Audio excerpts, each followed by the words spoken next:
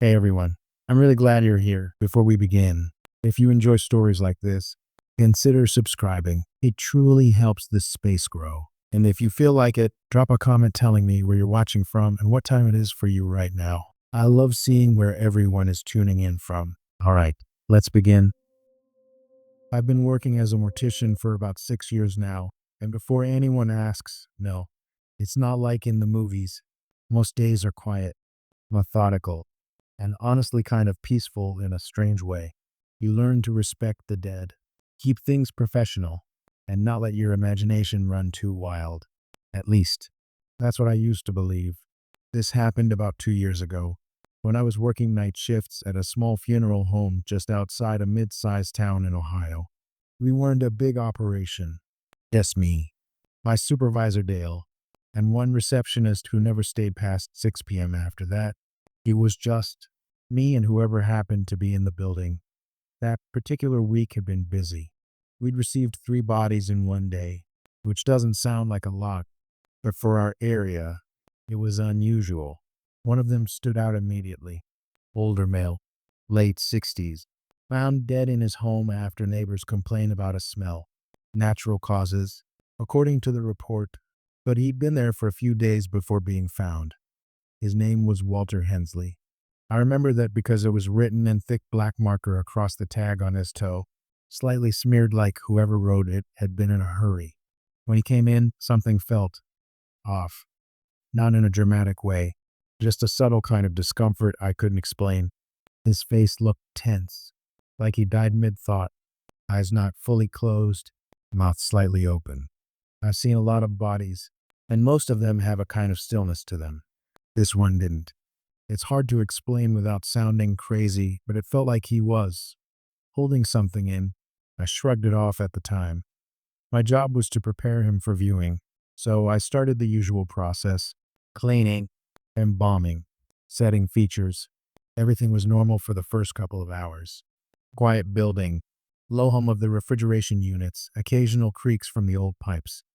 Around midnight, I took a short break and went upstairs to grab some coffee. When I came back down, I immediately noticed something strange. The sheet covering Walter had shifted, not completely off, just slightly pulled down from where I'd tucked it under his shoulders.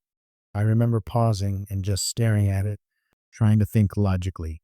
Maybe I hadn't tucked it in as tightly as I thought. Maybe it slipped when I moved him earlier. Stuff like that happens. So I fixed it and went back to work.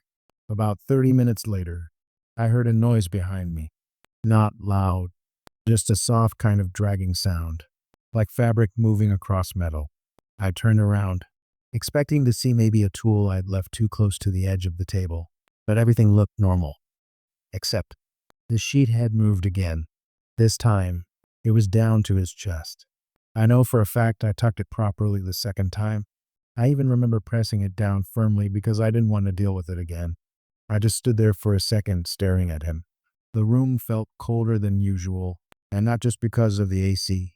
I told myself it was air circulation or something stupid like that. Old buildings do weird things. I walked over, adjusted the sheet again, and this time I said out loud, kind of jokingly, "All right, man, let's not do this tonight." I don't know why I said that. Maybe just to break the tension. For the next hour, everything was quiet. Too quiet, actually. Usually, there's always some kind of background noise, the building settling, distant traffic, something. But it felt like everything had just stopped. Around 2 a.m., I started finishing up and getting ready to move him into storage. That's when I noticed his hand. It wasn't where I left it. When I prep a body, I position the hands carefully across the abdomen. It's routine, but his right hand had shifted slightly off to the side, fingers curled inward more than before. I froze. I know bodies can move post-mortem. Muscles relax. Gases shift. All that. I've seen it happen. But this felt different. The movement wasn't random. It looked deliberate. I told myself I was overthinking it and reached out to reposition his hand. And I swear, the second my fingers touched his wrist, it twitched. Not a full movement, not like in a horror movie. Just a small, sharp jerk. but enough that I yanked my hand back immediately. My heart was pounding at that point, and I just stood there staring at him, waiting for something else to happen. Nothing did. He was completely still again, just like before. I ended up finishing the job as quickly as I could. I didn't take my eyes off him the entire time. Every little noise made me jump. When I finally moved him into the cooler and shut the door, I felt this overwhelming sense of relief, like I could finally breathe again. I told myself it was just stress, lack of sleep, my mind playing tricks on me. But it didn't end there. The next night, I came in for my shift and Dale was already there. That was unusual. He usually left before I arrived. He looked off, tired, pale, like he hadn't slept. Before I could even ask, he said, "Hey, did you mess with anything in the cooler last night after you left?" I shook my head and asked what he meant.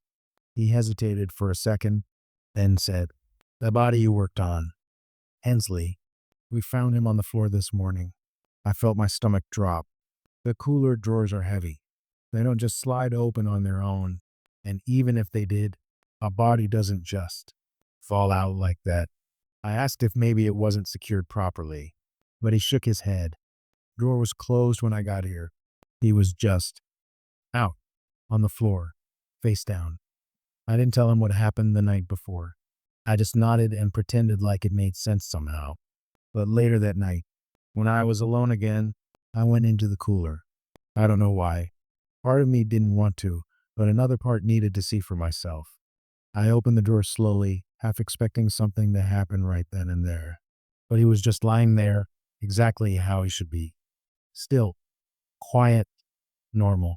I stood there for a minute, trying to convince myself it was all in my head, that I was just tired, stressed, letting my imagination get the better of me. Then, as I started to close the drawer, I heard it, a faint, raspy sound, like someone trying to take a breath through a throat that wouldn't work anymore. I slammed the drawer shut and didn't go back in there for the rest of the night. I don't care what anyone says, bodies don't breathe. But I know what I heard, and I've never worked a night shift alone since. I've learned over the years that the worst part of working as a mortician isn't the bodies, it's the quiet. People think it's the sight of the dead that gets to you, but honestly, you get used to that faster than you'd expect. What you don't get used to is being completely alone in a building full of people who aren't really gone yet, at least not in the way your brain wants to believe. This next thing happened about 8 months after the situation with Hensley, and by then I had already convinced myself that what I experienced was just stress. I was still doing night shifts, still working mostly alone, and things had gone back to normal, or at least normal enough. That night started like any other. We had received a young woman earlier that evening, mid-20s, car accident, pronounced dead at the scene. Her name was Emily Carter. The file said the crash had been bad, but when I saw her, she looked almost untouched.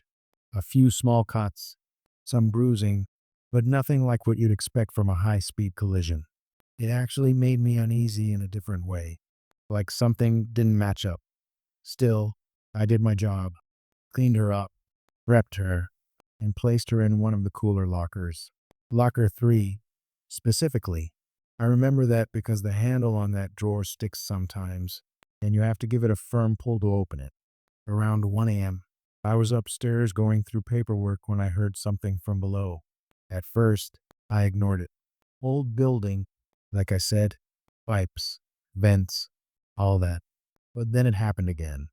A dull, metallic thud, not loud, but distinct, like something hitting metal from the inside. I froze for a second, listening. The sound came again. Thud, thud, slow, rhythmic. I told myself it was probably something shifting in the cooler. Maybe a tray wasn't secured properly or something expanded from the cold. There's always a logical explanation. There has to be. I made my way downstairs, trying to act like it didn't bother me. But the closer I got to the cooler, the clearer the sound became. It was coming from inside, and not just inside the room. Inside one of the lockers, I stopped right outside the door, hand hovering over the handle. The noise stopped completely, just like that, Silence. I stood there for a good 10 seconds before opening the door. Everything inside looked normal. The hum of the refrigeration units, the faint chemical smell, the rows of metal drawers all closed tight. I let out a breath I didn't realize I was holding and stepped inside. That's when I heard it again. Thud. This time, I knew exactly where it came from. Locker 3. My stomach dropped. I just stared at it, trying to process what I was hearing. Another thud followed, slightly louder than before. I slowly walked over, every step feeling heavier than the last.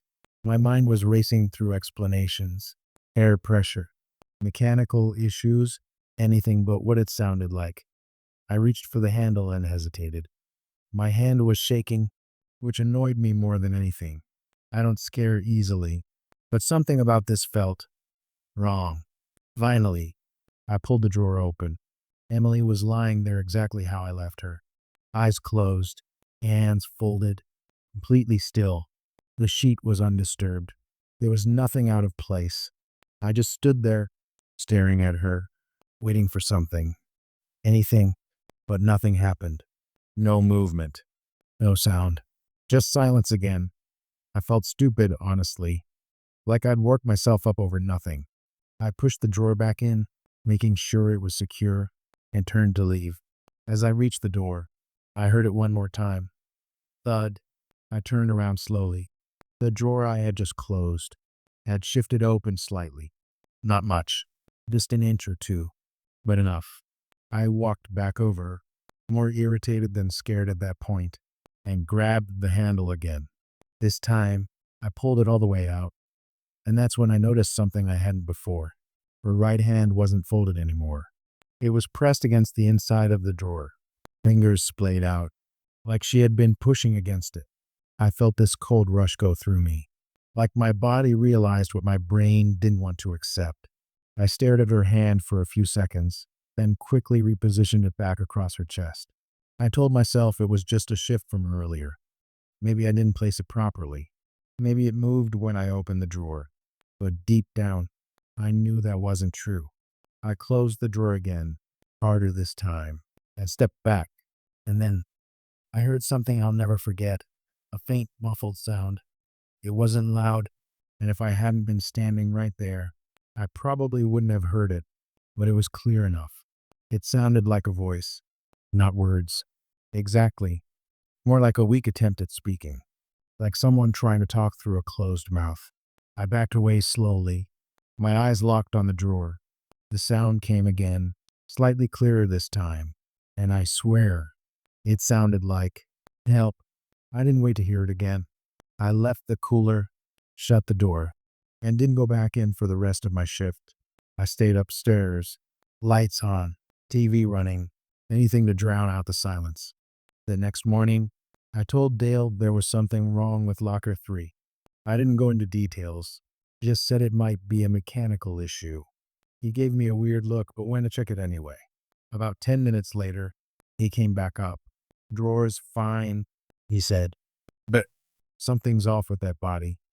I asked what he meant, trying to keep my voice steady. He shrugged, but he looked uneasy.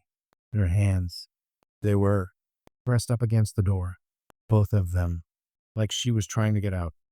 I didn't say anything after that. I just nodded and went home. I didn't sleep that day, or the next, and ever since then, I refuse to put anyone in Locker 3. I don't care if it's superstition or paranoia, because I know what I heard. And if there's even a chance that something in there was still aware, I don't want to be the one who locks the door on it. I'm 29 now, and I've been working as a mortician since I was 22, right after finishing mortuary school in Pennsylvania. I didn't get into this field because of anything dark or creepy. I actually grew up around it. My uncle owned a small funeral home, and I used to help out during summers, mostly doing basic cleaning and errands. Over time, I just got used to being around death. It never really bothered me. If anything, I saw it as a way to help families during some of the worst moments of their lives. And for the most part, that's still how I see it. But there was one case that completely changed how I feel about being alone with a body. This happened last winter. during a stretch where I was covering a lot of overnight shifts because one of our staff members had quit suddenly. It was a quiet week, no services scheduled, just a few bodies in storage waiting for arrangements. One of them had come in late that evening, male, early 40s, found in his apartment. Cause of death was listed as undetermined at the time, pending toxicology. His name was Daniel Reeves. Nothing about the case stood out on paper, but when I first saw him, I felt this immediate discomfort that I couldn't explain. He looked tense, not physically, but in a way that made it seem like he hadn't gone peacefully. His jaw was slightly clenched, and his brow had this faint crease, like he'd been worried about something right before he died. I brushed it off and started the intake process, logged his details, checked for personal belongings, and moved him into the prep room for cleaning. Everything was normal, completely routine. Around midnight, I finished up and placed him into storage. I remember clearly that I put him in locker 5, closed the drawer, and double-checked the latch like I always do. After that, I went upstairs to do some paperwork and watch some TV to pass the time. Around 2 a.m., I must have dozed off for a bit because I woke up suddenly to a noise. It wasn't loud, but it was sharp enough to pull me out of sleep instantly. It sounded like something falling. I sat there for a moment, trying to figure out where it came from. Then I heard it again, a metallic clang, followed by a soft, dragging sound, and it was coming from downstairs. My first thought was that maybe I left something out in the prep room that fell. It happens sometimes if you're rushing. So I got up and headed down, still half asleep, not really expecting anything unusual. But the second I reached the bottom of the stairs, I felt it. That same uncomfortable feeling I had earlier when I first saw Daniel. The air felt heavier somehow, thicker. I walked into the prep room and immediately noticed that one of the trays had been pulled out slightly. Not all the way, just enough to catch your attention. And it was locker 5. I stopped right there, just staring at it. I knew I had closed it properly. I always do. I walked over slowly and grabbed the handle. For a second, I just stood there, debating whether I should open it or not. It sounds stupid, but something in me didn't want to. Like I already knew I wasn't going to like what I saw. But I opened it anyway. Daniel was still there, lying exactly how I left him. Nothing looked different. No movement, no changes. Just the same expression, the same stillness. I let out a breath and shook my head, kind of annoyed at myself for getting worked up over nothing. I pushed the tray back in, making sure it clicked into place, and turned to leave. That's when I heard it. Hey, it was quiet, barely above a whisper, but it was clear. I froze. Every muscle in my body just locked up. I didn't turn around right away. I just stood there, staring at the wall, trying to convince myself that I imagined it, that it was just the building, or maybe something from upstairs echoing down. But then it happened again. Hey, you. This time, there was no mistaking it. The voice was coming from behind me, from the direction of the locker. My heart started pounding so hard I could hear it in my ears. Slowly, I turned around. The drawer was still closed. Everything looked normal. But the feeling in that room, it had changed. It didn't feel empty anymore. I took a step closer, my legs feeling heavier with each movement. I don't know why I did it. Maybe curiosity, maybe disbelief. But I reached out and pulled the drawer open again. Daniel was still lying there, completely still, but his eyes were open, not wide, not exaggerated, just slightly open, enough that I could see the whites, and they were looking straight at me. I stumbled back immediately, hitting the counter behind me. My mind was racing, trying to make sense of what I was seeing. Eyes can open post-mortem. I know that. It happens. But the way they were positioned, it didn't feel random. It felt focused, intentional. And then his lips moved, just slightly, barely noticeable, but enough. You can hear me. Right. I didn't respond. I couldn't. I was completely frozen. My brain was screaming at me to run, but my body wouldn't move. His mouth twitched again, like he was trying to form words but couldn't quite manage it. Don't leave me here. That snapped me out of it. I turned and ran. I didn't care how it looked or sounded. I just got out of that room as fast as I could.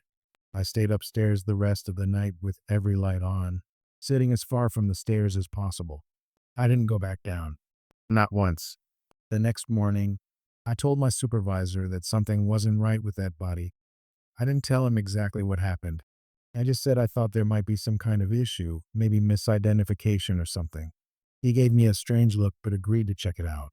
Later that day, he called me. His voice sounded off. "Hey," he said, "this might sound weird, but did you open Reeves' eyes?" I told him no. There was a pause, and he said, "Because when I checked him this morning, his eyes were open, and his mouth." He hesitated. It looked like he was trying to say something. I didn't go back to work for 3 days after that. And even now, I refuse to handle cases alone at night. Because I don't care what science says. I know what I heard. And whatever was in that room with me that night, it wasn't supposed to still be there. I'm 34, and I've been working in funeral services for just over a decade now, mostly in Texas. I didn't start as a mortician. I was actually a removal technician at first. The guy who picks up bodies from hospitals, homes, and accident scenes.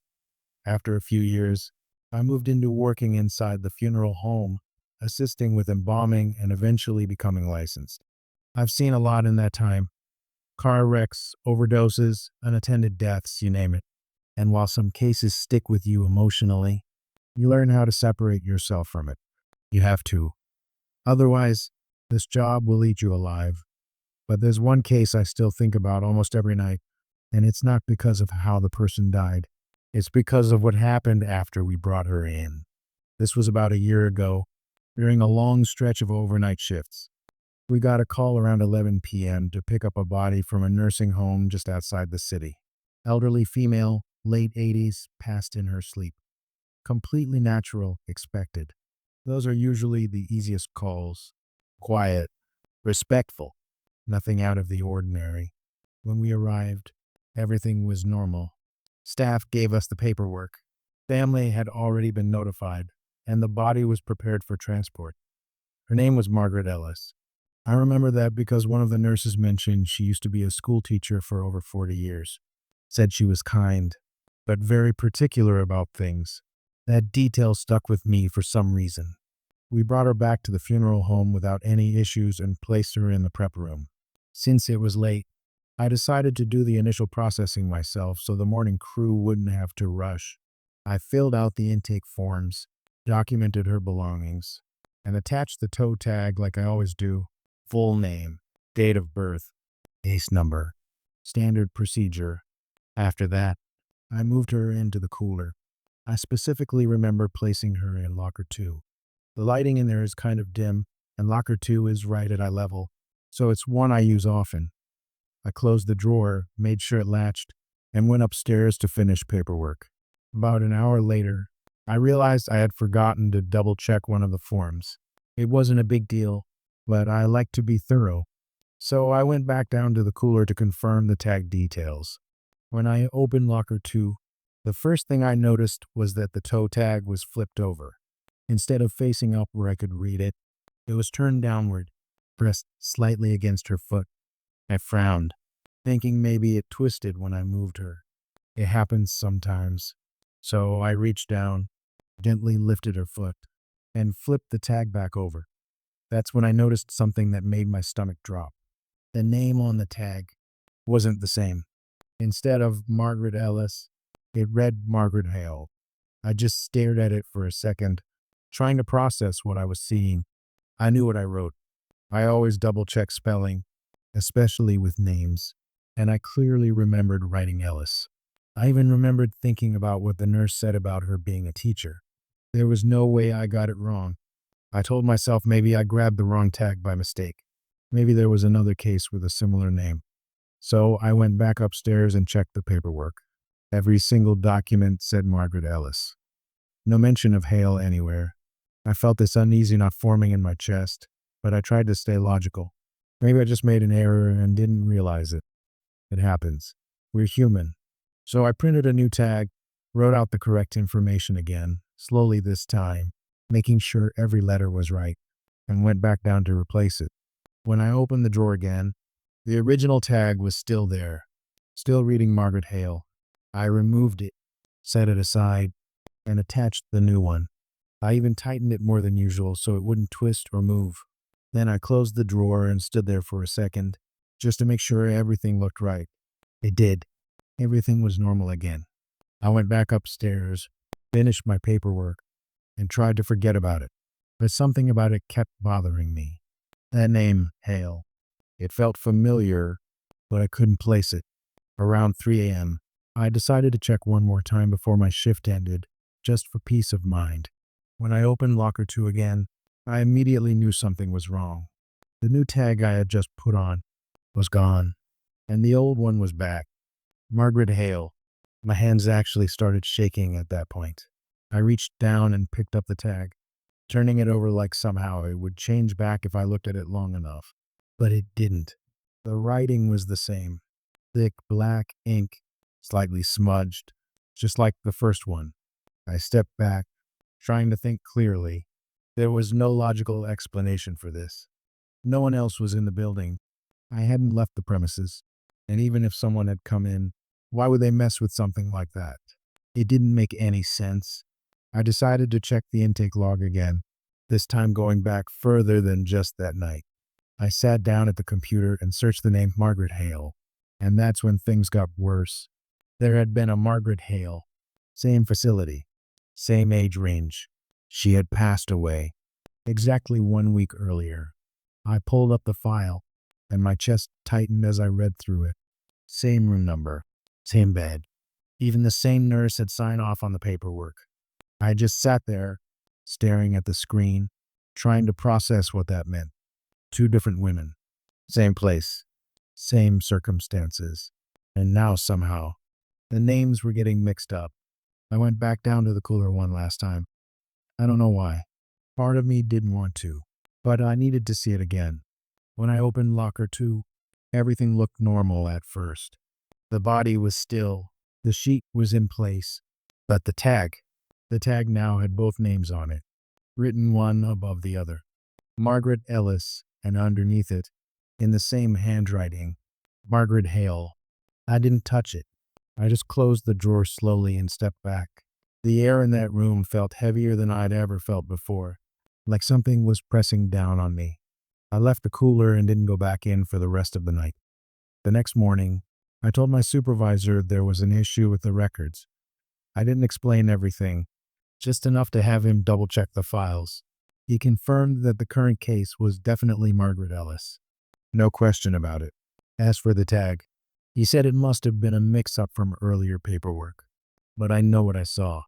And ever since then, I've made it a habit to triple-check every name, every detail, because I can't shake the feeling that sometimes they don't stay separate. And whatever was in that cooler that night knew both of them. I hadn't planned on staying late that night, but one of the evening staff called in sick, so I ended up covering the intake and prep work alone. It wasn't unusual, just one of those quiet overnight shifts where the building feels bigger than it is. By then, I was already used to working in silence, used to the low hum of the refrigeration units and the occasional creak from the old floors. Most nights, nothing happened. And after a while, you start to believe nothing ever will. That's probably why this caught me so off guard. The call came in a little after 10:30 p.m. a hospital transfer. Middle-aged woman, early 50s, fast after complications during surgery. It was straightforward. The paperwork was clean, the timeline made sense, and there was nothing unusual noted by the hospital staff. Her name was Linda Carrington. When she arrived, everything seemed normal. No visible trauma, no signs of anything out of place. Just another case. I went through the usual process, logged her in, documented her belongings, and moved her into the prep room for initial cleaning before placing her in storage. One thing I did notice, though, was the hospital bracelet still on her wrist. That's not uncommon, but I usually remove it during intake. For some reason, I left it on. I don't really know why. Maybe I just forgot, or maybe I planned to take it off later. Either way, it stayed around midnight. I finished up and moved her into the cooler. I placed her in locker 4, closed the drawer, and headed upstairs to finish paperwork. The rest of the building was empty. No receptionist, no visitors, just me. I remember putting on some low background noise from the TV just so it didn't feel completely silent. Around 1:45 a.m., I heard it, a soft, repetitive beeping sound. At first, I didn't think much of it. I figured it was something from the office, maybe a low battery alert on one of the devices. But as I sat there listening, I realized it wasn't coming from upstairs. It was coming from below, from the prep area. I turned off the TV and just listened. Beep, beep, beep. Steady, consistent. It sounded familiar, but I couldn't place it right away. Then it clicked. It sounded exactly like a hospital call button, the kind patients use to alert nurses. That sharp, electronic tone that repeats until someone responds. I felt a slight unease settle in, but I told myself it was probably something simple. Maybe a piece of equipment got left on. Maybe something was malfunctioning. So I got up and headed downstairs. The sound got louder as I reached the bottom of the stairs. Beep, beep, beep. Steady and persistent. It was definitely coming from the cooler. I stopped outside the door for a second, just listening. It didn't make sense. There shouldn't be anything in there that makes that kind of noise. I opened the door slowly, and the sound became clearer. It was coming from locker 4. My stomach tightened.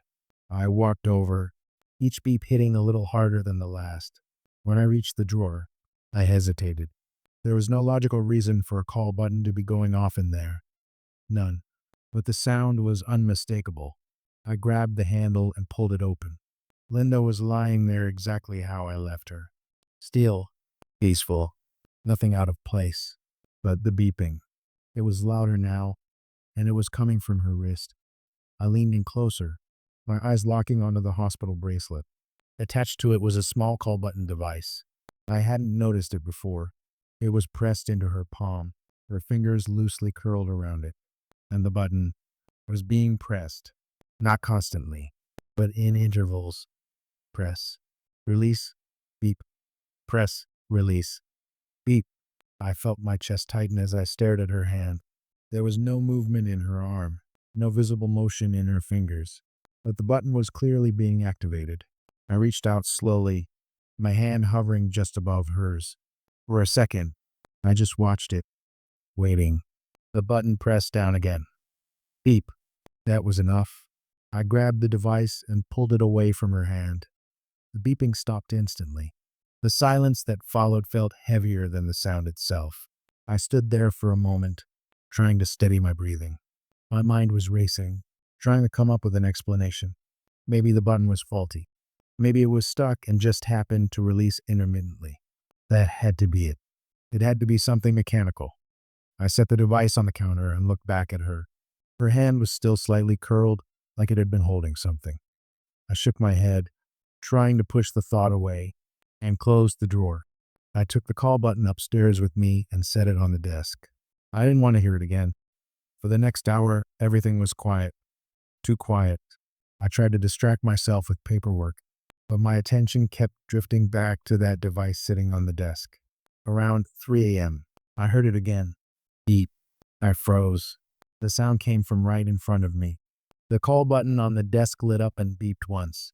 I stared at it, my mind struggling to catch up with what I was seeing. No one was touching it. It was just sitting there. And then it beeped again. Beep. I backed away slowly, my eyes never leaving it. Beep. This time, it didn't stop. The sound continued, steady and relentless, filling the room. I grabbed it, my hand shaking, and turned it over, trying to find a way to shut it off. There was no switch, no obvious way to disable it, just the button, and it was being pressed, over and over again. I didn't go back downstairs after that.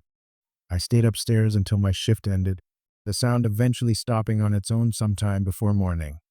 When the day's staff arrived, I told them the device was malfunctioning and handed it off. I didn't explain anything else. Later that day, I overheard one of the staff talking about it. They said the device had no battery in it. None at all. I didn't say anything. I just kept working like everything was normal. But ever since then, I make sure to remove every single thing from a body during intake.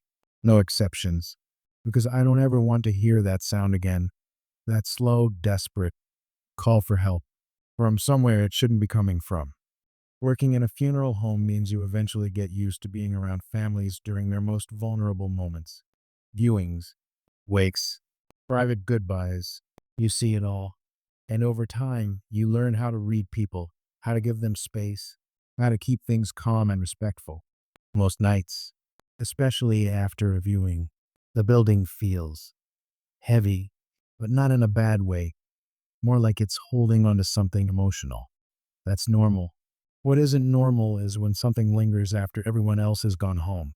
This happened on a night when we had a late viewing for a young man, early 20s, sudden passing. It was one of those services where the family stayed longer than usual. A lot of people came through, a lot of emotion, a lot of tears. By the time everyone left, it was close to 11 p.m. I stayed behind to clean up and make sure everything was ready for the next day. The casket was still set up in the viewing room, lid half open the way the family had requested. His name was Jason Miller. I remember that because his younger sister kept saying it over and over again, like she was trying to make it real.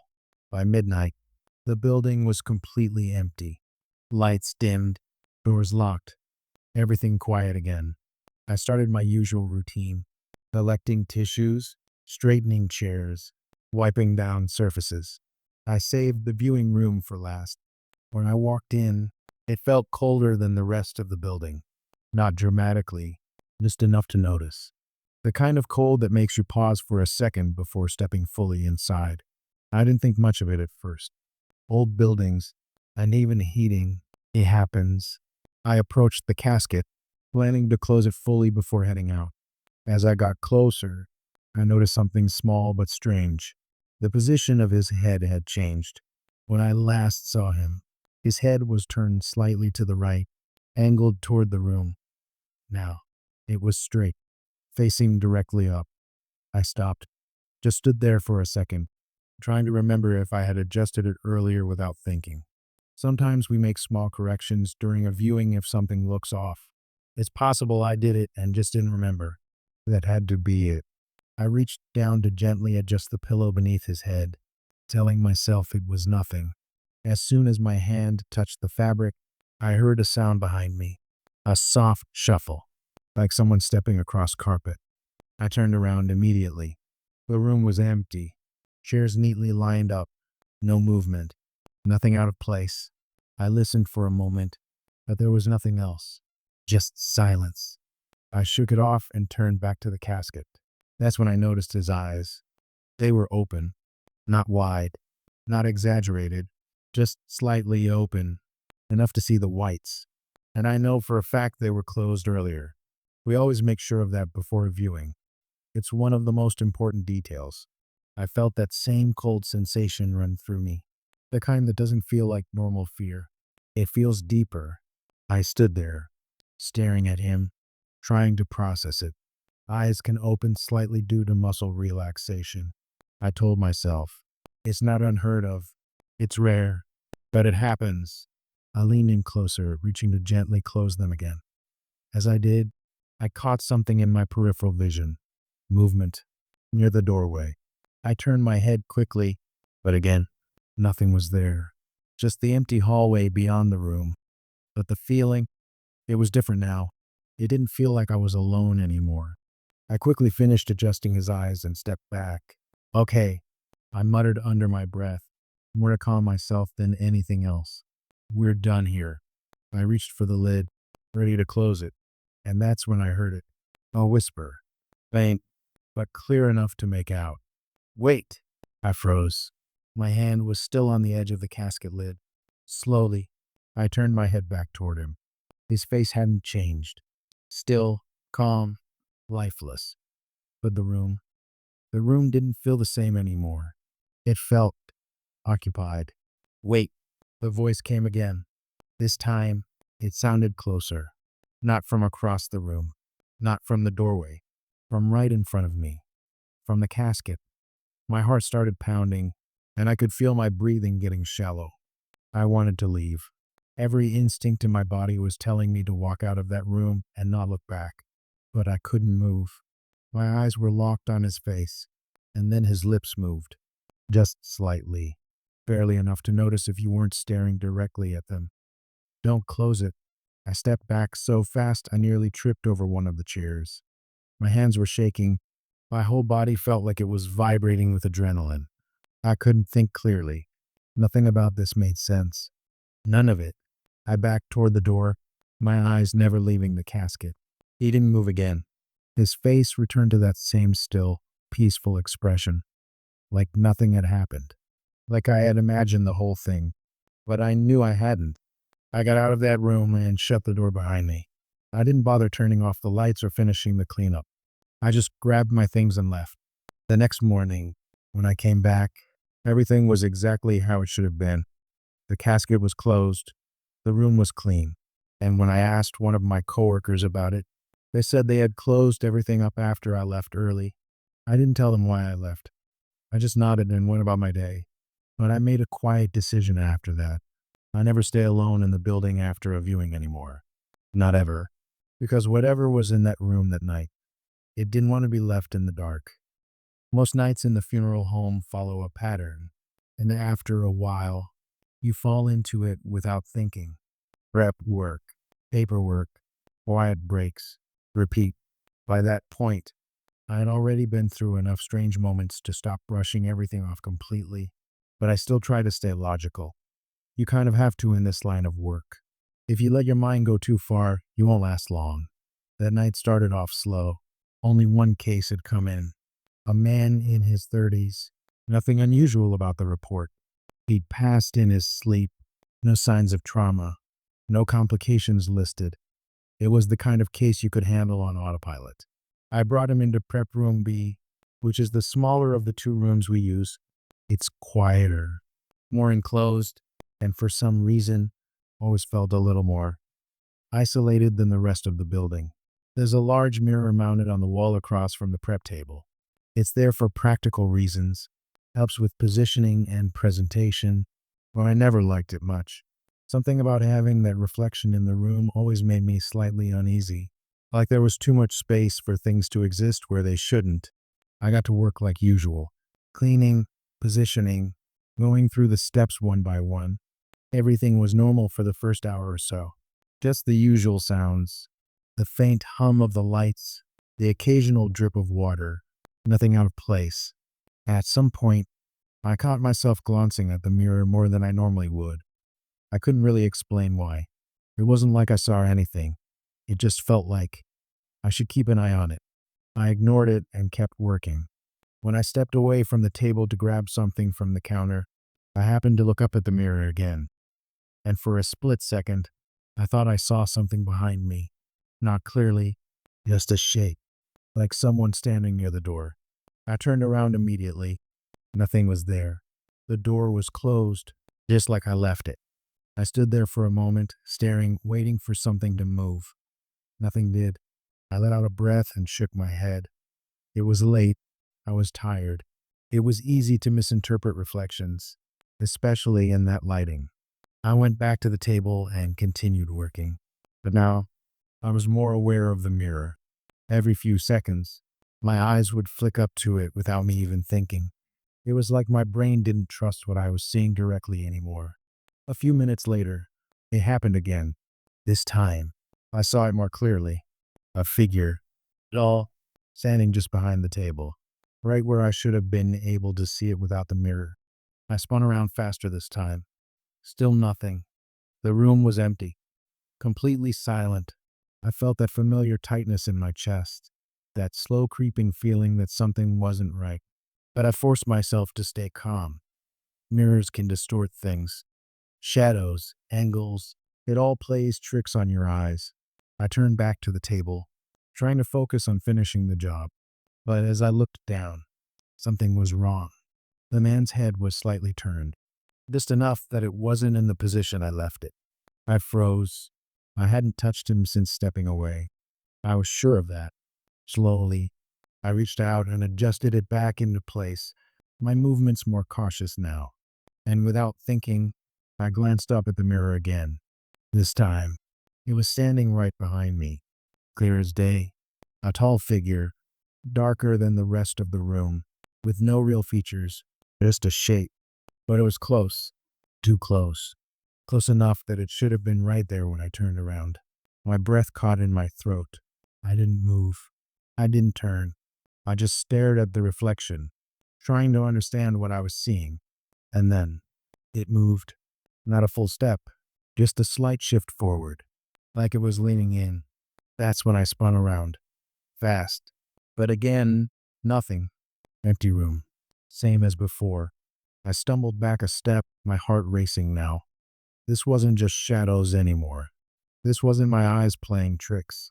I knew what I saw. I turned slowly back toward the mirror. And this time, I wish I hadn't, because it wasn't gone. It was still there, but now, it wasn't behind me. It was standing beside the table, right next to the body. Its head was tilted slightly, like it was looking down at him. And then, slowly, it turned toward me. I couldn't see eyes. I couldn't see a face. But I knew it was looking at me. And then something even worse happened. The reflection of the body moved. Not the actual body, just the reflection. I could see it clearly in the mirror, his chest rising slightly, like he was taking a breath. But when I looked down at the table in front of me, he was completely still. I felt this wave of panic hit me all at once. My brain couldn't process what I was seeing. Reflection moving, but reality not matching it. It made no sense. I looked back at the mirror. The figure was still there, still watching, and the reflection of the body slowly turned its head toward me. I didn't wait for anything else. I backed away, my eyes locked on the mirror until I reached the door. I fumbled with the handle, nearly dropping it in my rush, and finally pulled it open. The second I stepped out into the hallway, I felt it, that shift, like the pressure in the room had just lifted. I didn't go back in there that night. I left everything as it was and stayed as far from that room as possible until my shift ended. The next day, I went back into prep room B with one of my coworkers. Everything looked normal. The body was exactly how I left it. The mirror, just a mirror. Nothing unusual. But I noticed something when I stood in the same spot again.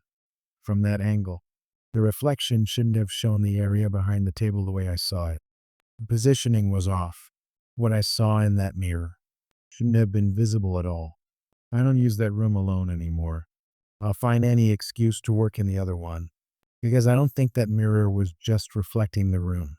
I think it was showing something else entirely, something that was there, even when I couldn't see it.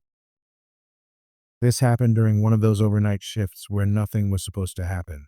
I'd already been at that funeral home for a while by then, so I knew the building pretty well, what sounds were normal, what wasn't. You get used to the hum of the coolers, the way the pipes knock sometimes, even the random settling noises.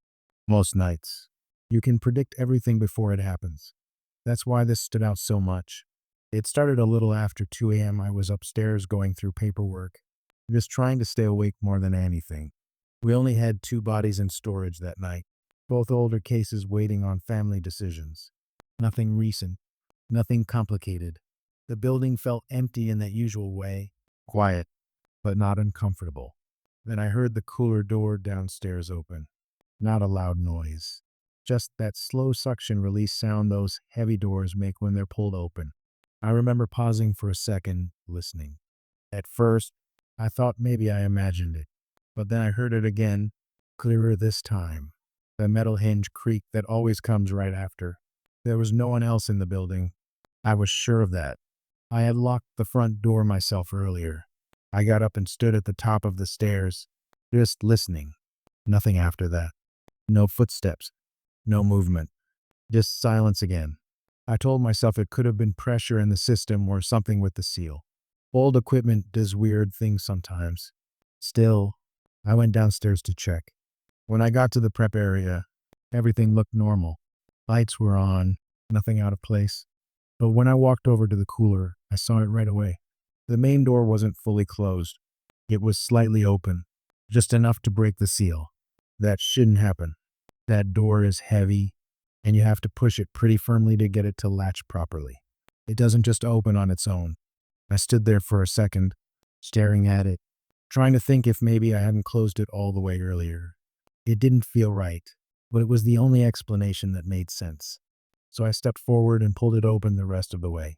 Everything inside looked normal at first. Both drawers closed, lights working, nothing unusual. I walked in, did a quick check, and didn't see anything wrong. I was about to leave when I heard something behind me. A soft click. I turned around just in time to see the door slowly closing. Not slamming, not fast, just moving, like someone was gently pushing it shut. I walked quickly toward it and grabbed the handle before it fully closed. My first thought was airflow, maybe something with pressure pulling it, but it didn't feel like that. It felt controlled. I stood there holding the door, just listening again. Silence. No movement anywhere. After a few seconds, I pushed the door open again and stepped back out into the prep area. I made sure it stayed fully open this time. I didn't want it closing behind me again. I stood there for a minute, trying to calm myself down, telling myself it was just mechanical. It had to be. Then I heard it, from inside the cooler, a faint knocking sound. Not loud, just a soft knock. I froze. It came again. Knock, knock. Slow, deliberate, and it was coming from one of the drawers. I didn't want to check. Everything in me was telling me to just leave it alone, go upstairs, pretend I didn't hear anything. But I didn't. I stepped back inside, my eyes locked on the drawers. The sound came again. This time, I could tell exactly which one. Bottom drawer. I walked over slowly, each step feeling heavier than the last. My hand hovered over the handle for a second before I finally grabbed it. The knocking stopped the second I touched it. Complete silence again. I stood there for a few seconds, waiting, but nothing happened. So I pulled the drawer open. The body inside was exactly how it should be, completely still, nothing out of place. I just stood there, staring, trying to process what I had just heard. There was no movement, no sign that anything had happened. After a minute, I pushed the drawer back in and stepped away. That's when I heard the door behind me again. This time, it closed all the way. Hard. The kind of sound that echoes through the room. I turned around immediately and rushed to it, grabbing the handle and pulling. It didn't open. It felt like it was sealed shut. I pulled harder, panic starting to set in. Nothing. For a few seconds, it didn't move at all. Then, suddenly, with no warning, it gave way and swung open easily, like it hadn't been stuck at all. I stumbled back a step, catching myself against the wall. My heart was racing at that point. I didn't go back inside again. I didn't check anything else. I just stepped out, made sure the door stayed open, and walked away. I stayed upstairs the rest of the night with all the lights on. When the morning staff came in, I mentioned the door acting weird, just to have it checked. They said everything was fine. No issues with the seal, no mechanical problems. Nothing. I didn't tell them about the knocking. I didn't tell them about the door closing on its own. But ever since that night, I never let that cooler door close behind me. Not even for a second. Because I don't know what was in there with me that night. But I know it didn't want me to leave. This one happened not too long ago, and it's the only time I've seriously thought about quitting. Not because of the job itself, but because of how real it felt while it was happening. Most things you can explain away if you try hard enough. This, I still can't. It was a slow week, and I had been handling most of the arrangements myself. One afternoon, I got a call from a woman asking to set up a pre-need consultation. That's normal. People planning their own services ahead of time. It happens more than you'd think. She sounded calm, polite, very straightforward.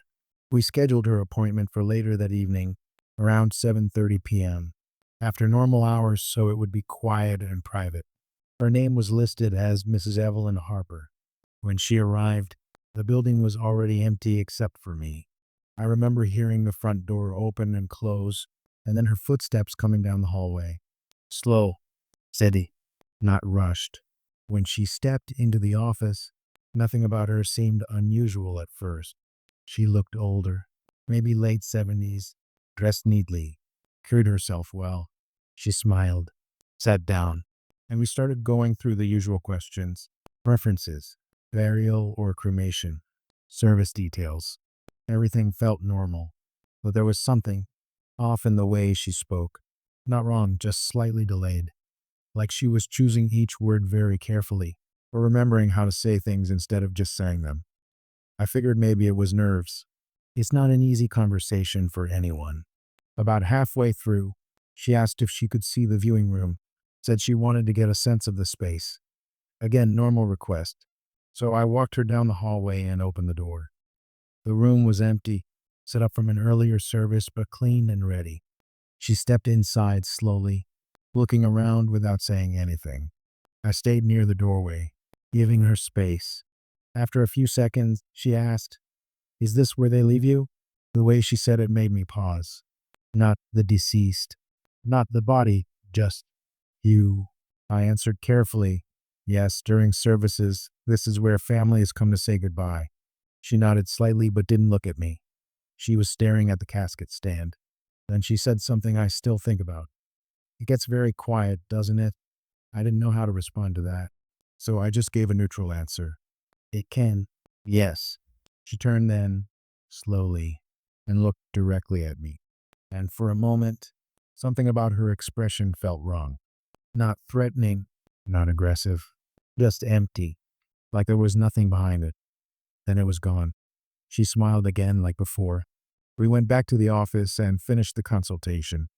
She declined to sign anything that night, said she just wanted to think about it. That happens a lot, so I didn't question it. She thanked me, stood up, and walked toward the front door. I remember watching her leave, hearing the door close behind her.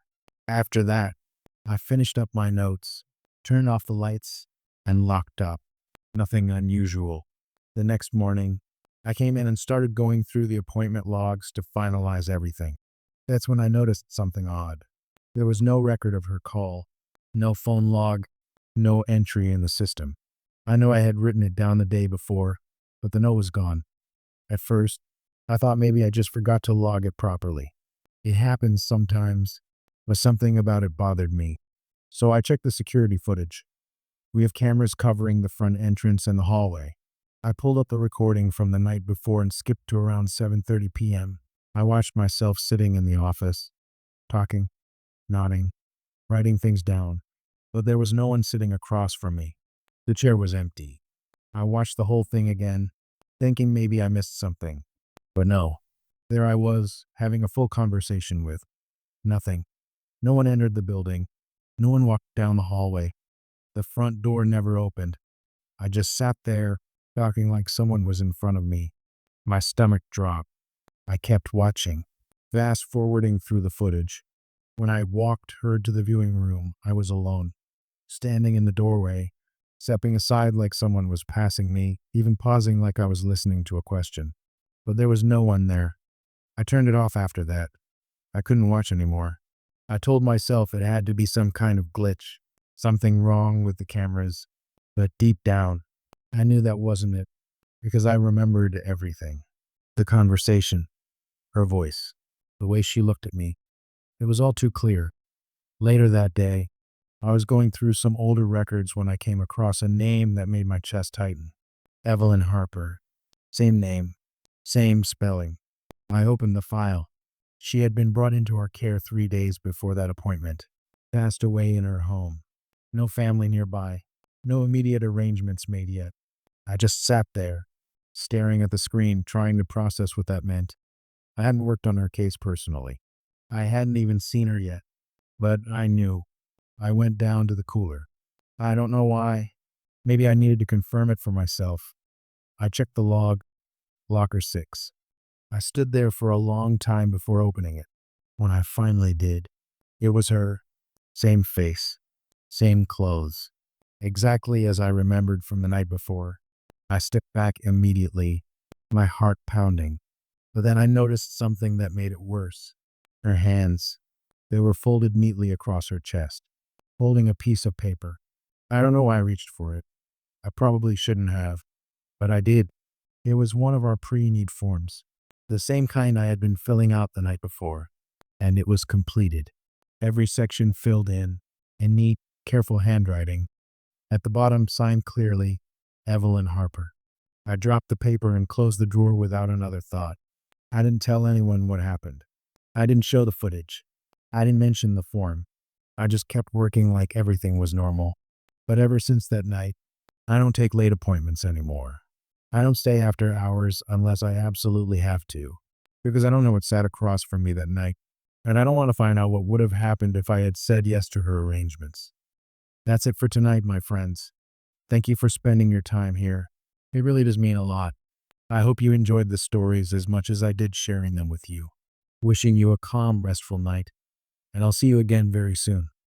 Good night.